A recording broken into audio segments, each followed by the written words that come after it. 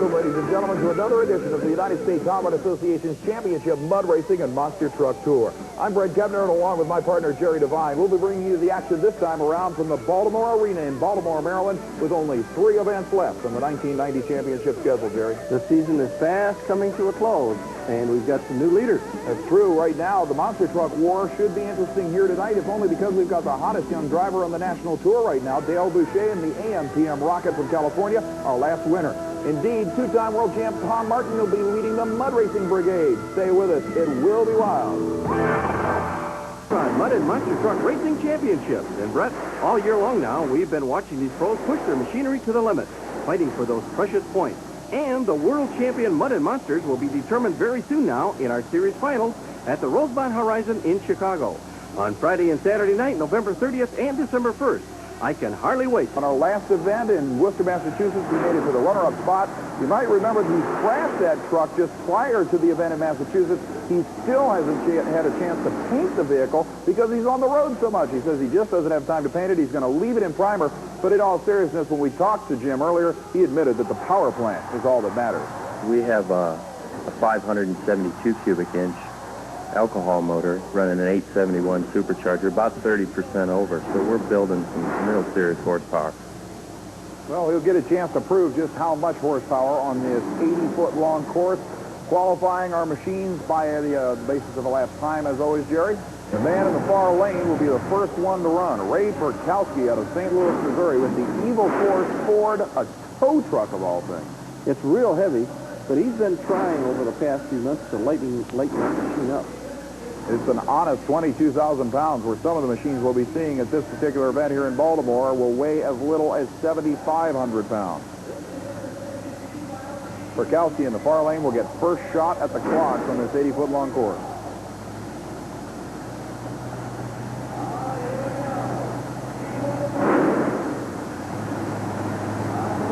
Just about ready. Solo runs in qualifying.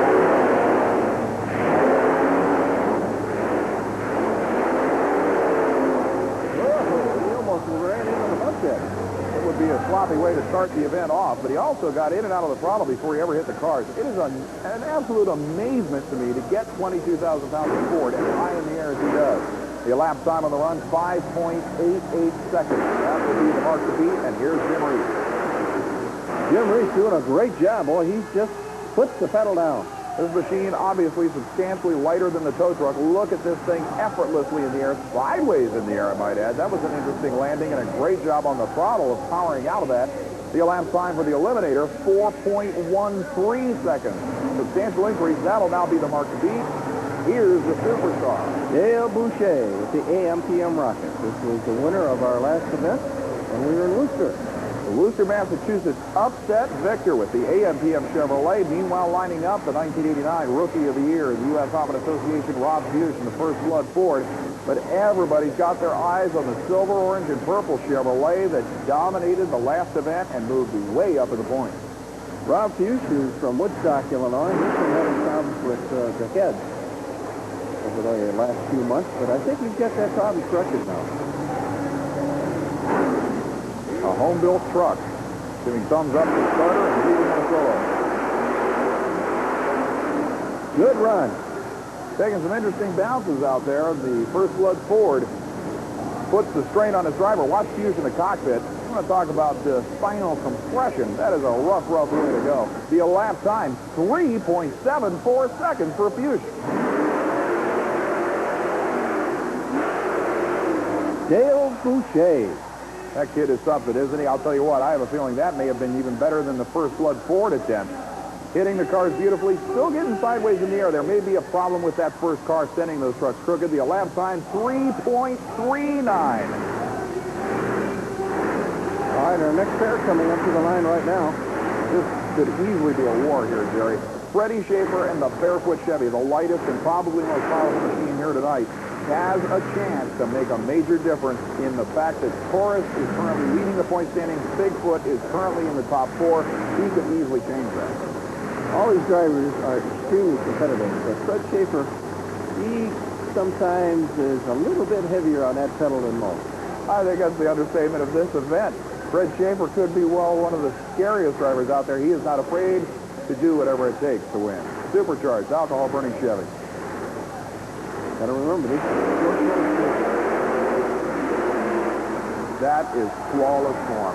Instead of trying to jump the whole course, Schaefer uses the power off the line to hit the first set of cars and keep it low. Look how low that truck was. See a lap time, 2.69 seconds. Number 1 by 7/10 of a second. Well, here's Rob Morris. He's from Fort Worth, Texas, four-wheel crazy. He's got some real competition there with Fred Schaefer. I'll tell you, Rob Morris was the very first winner of the year in the 1990 U.S. Auto Association Series, an upset in Anaheim, California. He is still ranked in the top 10 in the World Championship points, chasing his Texas Ford. A good run with Rob Morris. No question. 2.91 seconds. He puts it under 3 seconds flat and takes the number 2 spot behind Freddie Schaefer again. We've got 2 different techniques here. Jump the whole course or keep it low to the ground and try to give it more power. This is going to be an interesting night of racing. Very interesting. But when we come back, we've got the other half of U.S. Auto Association competition, Super Modified Mud Racing. Stay with us. Exciting action coming up.